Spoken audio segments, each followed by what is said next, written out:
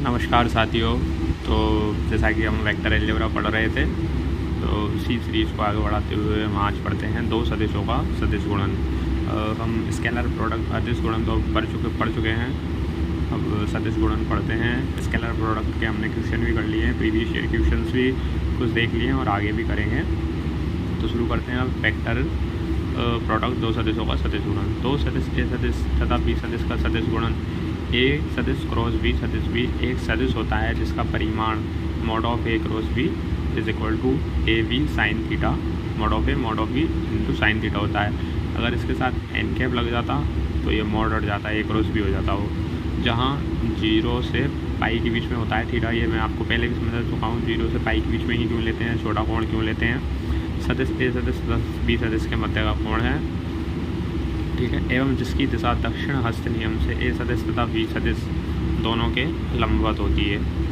तो दक्षिण हस्त नियम से कैसे देखेंगे हम, एक सदिश पर हम अपने हाथ की हथेली को इस प्रकार से रख देते हैं और उंगलियों को फिर दूसरे सदिश की दिशा में घुमाते हैं, तो जो अंगूठा जो जिस दिशा को बताता है वो उसके लंबवत दिशा होती है। तो दक्षिण हस्त नियम से ए सदिश दोनों बी सदिश दोनों के लंबवत होती है, ठीक है, जिसकी दिशा निकाल लेते हैं दक्षिण हस्त नियम से। अतः ए क्रॉस बी को लिख सकते हैं mod of B sine theta n cap, ये इसकी दिशा को बताता है जो कि इसके लंबवत होती है ए और बी के समतल के। जहाँ ए क्रॉस बी आएगा जो इसके लंबवत आएगा, लंबवत है ए सदिश के और फिर लंबवत है बी सदिश के, दोनों के लंबवत है। अर्थात A dot A cross B is equal to 0। तो स्केलर प्रोडक्ट या डॉट प्रोडक्ट क्या हो जाएगा, परपेंडिकुलर होने पर क्या होता है 0। यहाँ पे भी डॉट प्रोडक्ट क्या हो जाएगा 0। अब हम देखते हैं सदिश गुणन के गुणधर्म। तो सदिश गुणन के गुणधर्म में देखिए, ए क्रॉस बी लंबवत होता है ए सदिश के तथा ए क्रॉस बी लंबवत होता है बी सदिश के, दोनों के लंबवत होता है ए क्रॉस बी, क्योंकि दक्षिण हस्त नियम से जो अंगूठे बाहर की ओर दिशा होती है लंबवत की साइड, जैसे ए सदिश और बी सदिश समतल में है तो जो ए क्रॉस बी होगा वो इस प्रकार से लंबवत बाहर की ओर होगा। तो ये दोनों के लंबवत हो गया। तो ए क्रॉस बी सदिश ए सदिश तथा बी सदिश से बनने वाले समतल के भी लंबवत होगा, क्योंकि ए सदिश और बी सदिश के लंबवत है तो उसमें जो समतल में और भी सदिश होगा कोई उसके भी लंबवत होगा। जैसे हम उस समतल में मान लेते हैं एक सी वेक्टर है जो ए सदिश तथा बी सदिश के समतलीय है, उस समतल में ए सदिश तथा बी सदिश के अलावा एक और वेक्टर है सी सदिश, तो उसके भी लंबवत होगा। तो पहले तो सी वेक्टर को कैसे डिफाइन करेंगे, इनके समतलीय है, तो C vector is equal to हो जाएगा lambda A vector plus mu vector, पहले देख चुके हैं। तो C dot A cross B करेंगे हम, तो लैम्डा ए सदिश प्लस म्यू बी सदिश, ये सी वेक्टर की वैल्यू है, डॉट ए सदिश क्रॉस बी सदिश, लैम्डा को उसको अलग अलग मल्टीप्लाई किया तो लैम्डा इधर बाहर आ गया A dot A cross B plus mu B dot A cross B. अब जो ये थ्री प्रोडक्ट होता है इसमें दो सदिश वेक्टर सेम हो जाते हैं, बॉक्स प्रोडक्ट बोलते हैं इसको, तो ये 0, इसकी वैल्यू 0 हो जाएगी। इसमें भी दो बार है, ये मैट्रिक्स बनाएंगे तो दो कॉलम सेम बनेंगे, इसलिए ये भी 0 हो जाएगा, ये भी 0 हो जाएगा। डिटर्मिनेंट के दो कॉलम या दो रो सेम होने पर वो उसका मान 0 हो जाता है। तो C dot A cross B क्या आएगा हमारे पास 0। तो ये सी सदिश जो है लंबवत है ए क्रॉस बी के, तो हमारा ये प्रूव हो गया है कि ए क्रॉस बी सदिश ए सदिश तथा बी सदिश से बनने वाले समतल के लंबवत होता है, ठीक है। समतल लिया था हमने सी वेक्टर, इसके लंबवत आ गया ए क्रॉस बी। इसके बाद अगला जो बिंदु है वो है कि यदि कोई सदिश ए क्रॉस बी के लंबवत होगा तो वह सदिश ए तथा बी के समतलीय होगा, ये उसका अपोजिट है। अगर समतलीय होता है तो इसके लंबवत होगा, और अगर ए क्रॉस बी इसके ए सदिश तथा बी सदिश के समतल के लंबवत होता है ए क्रॉस बी। अगर कोई चीज़ अब ए क्रॉस बी के लंबवत है तो वो इनके समतल में आ जाएगी, सिंपल सी बात है, ठीक है। अब एक अगला पॉइंट है कि थीटा कहाँ से लेते हैं अपन, 0 से पाई के बीच में। साइन थीटा की वैल्यू कितनी हो जाएगी 0 से 1 के बीच में, अब ये हो जाएगा 0 mod of B sine theta mod of B, ठीक है। तो इसको क्या लिख सकते हैं, mod of A cross B, दिशा नहीं है एन कैप नहीं है इसके साथ, तो mod of A cross B हो जाएगा, तो मॉड ऑफ बी।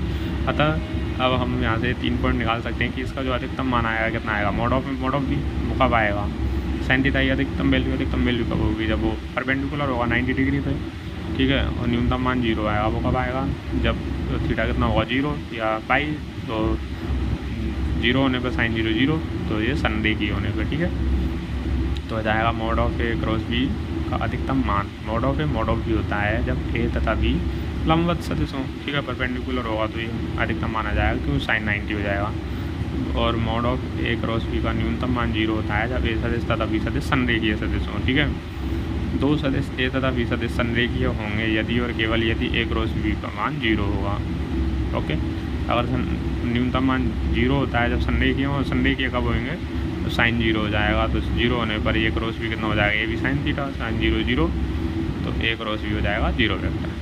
ओके, इसके बाद थर्ड पॉइंट है, चूँकि A cross B is equal to होता है mod of A mod of B sine theta n के, पता है वह इकाई सदिश, चूँकि ये एन के है जो इसके ए क्रॉस बी के लंबवत, ए और बी के लंबवत दिशा में हो गया, ये ए क्रॉस बी उसके लंबवत हो गया ना एन के, तो वह इकाई सदिश जो दोनों सदिश ए तथा बी के लंबवत हो, लंबवत कौन सा इकाई सदिश एन कैप हो गया, तो एन कैप को रखेंगे तो उसको उधर भेजते हैं A cross B, A B sine theta को mod of A cross B लिख सकते हैं। ओके, तो ये हो जाएगा n cap A cross B mod of A cross B होता है। तो लैम्डा परिमाण का वह सदिश, अगर कोई भी स्केलर क्वांटिटी से इसको गुणा करेंगे हम, तो लैम्डा परिमाण का वह सदिश जो ये सदिश तथा बी सदिश दोनों के लंबवत हो, तो वो ये लंबवत होगा, लैम्डा से गुणा कर देंगे तो लैम्डा परिमाण का हो जाएगा। ओके, तो ये था थर्ड पॉइंट।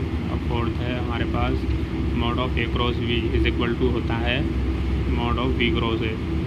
तो क्यों मोड लगा हुआ है तो दिशा का कोई इशू नहीं है इसमें, परिमाण है तो परिमाण तो ए क्रॉस बी और बी क्रॉस ए का सेम ही होगा, ए बी साइन थीटा, और इसको स्क्वायर करेंगे ए क्रॉस बी का square plus A dot B का स्क्वायर, तो वो क्या आ जाएगा मॉड ऑफ ए का स्क्वायर मॉड ऑफ बी का स्क्वायर। यहाँ पे इसका प्रूव है कि क्योंकि मॉड ऑफ ए स्क्वायर इसका क्या हो जाएगा A square B square sine square theta, इसका हो जाएगा A square plus B A square B square cos square theta, इनको कॉमन लेंगे sine square theta plus cos square theta 1 होता है, तो ये जाएगा मॉड ऑफ ए का स्क्वायर मॉड ऑफ बी का स्क्वायर। उसके बाद थर्ड पॉइंट है हमारे पास A cross B is equal to minus B cross होता है। ए क्रॉस बी मोड में होता ना, ये mod A cross B mod B cross A बराबर होता है, पर यहाँ पे मोड नहीं है तो दिशा को कंसिडर करेंगे, दिशा चेंज हो रही है तो माइनस आ जाएगा। ऐसे ए क्रॉस बी क्रॉस सी ये भी नॉट इक्वल टू हुआ ए क्रॉस बी, जो कि डॉट प्रोडक्ट में होता था, पर यहाँ पे नहीं होगा क्योंकि यहाँ पे दिशा को भी कंसिडर करते हैं। इसके बाद आएगा ए क्रॉस बी प्लस माइनस सी, तो उसको अलग अलग कर देंगे, ए क्रॉस बी प्लस माइनस ए क्रॉस सी। ओके, इसके बाद कोई भी क्वांटिटी से अगर गुणा करते हैं हम तो कोई चेंजेस नहीं होता है, इससे भी गुणा हो सकती है, इससे भी हो सकता है, तो M A cross B A cross M B, M A vector cross N B vector, तो इसको साथ में भी ले सकते हैं, इनको साथ में ऐसे अलग भी कर सकते हैं, इसको इसके साथ भी रख सकते हैं, तो इसमें कोई दिक्कत नहीं आएगी, किसी के साथ भी कीजिए।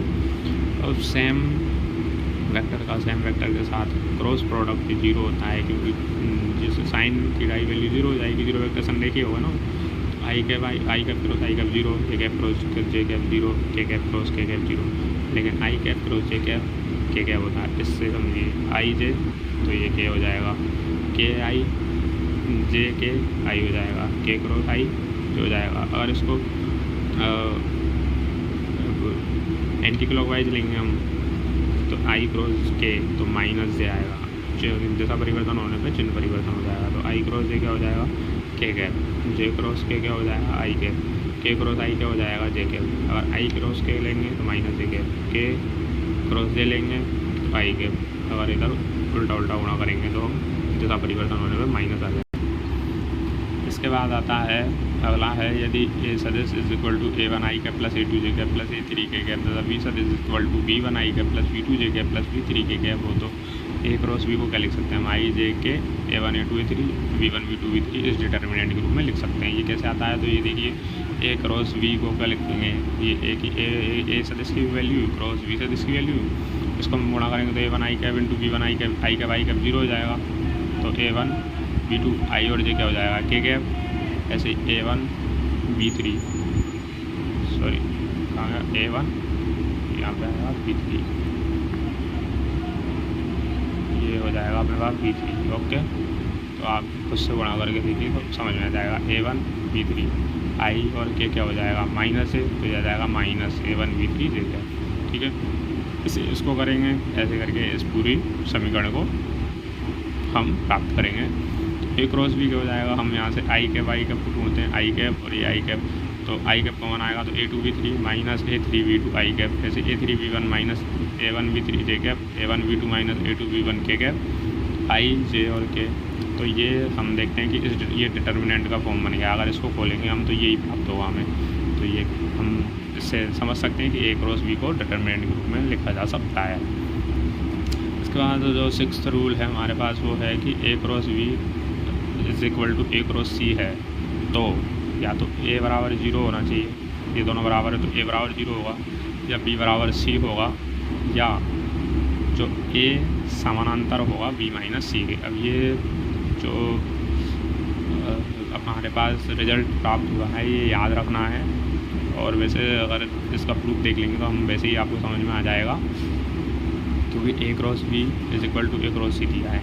यहाँ से चलते हैं हम, क्योंकि A cross B is equal to A cross C है तो इसको इधर लेके आएंगे, ए क्रॉस को कॉमन लेंगे तो A cross B minus C is equal to 0 vector. ठीक है, अब ये 0 कब हुआ, जब ये या तो ए 0 हो जाए या बी माइनस सी 0 हो जाए। तो बी माइनस सी 0 होगा तो बी बराबर सी हो जाएगा, ओके 0 हो जाएगा।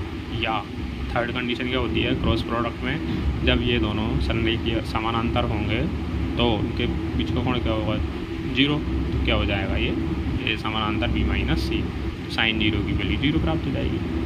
एक तो ये कंडीशन, ठीक है। दूसरा क्या है A dot B is equal to A dot C हो, तो यहाँ पे क्या हो जाएगा ए क्रॉस बी और तथा is equal to A cross C हो तो ए वेक्टर बराबर 0 होना चाहिए या तो, ठीक है, या बी माइनस सी वेक्टर बराबर 0 अर्थात बी बराबर सी होना चाहिए, ठीक है।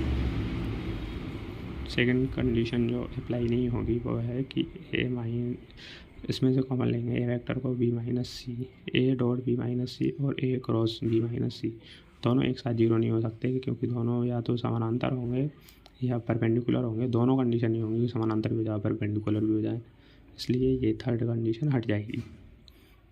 इसके बाद थर्ड पॉइंट है हमारे पास, यदि ए नॉट इक्वल टू 0 हो तो ए डॉट बी बराबर ए डॉट सी हो तथा A cross B is equal to A cross C हो तो बी बराबर सी हो जाएगा, अर्थात ये वाली कंडीशन हट गई है तो बी बराबर सी प्राप्त हो जाएगा, ओके।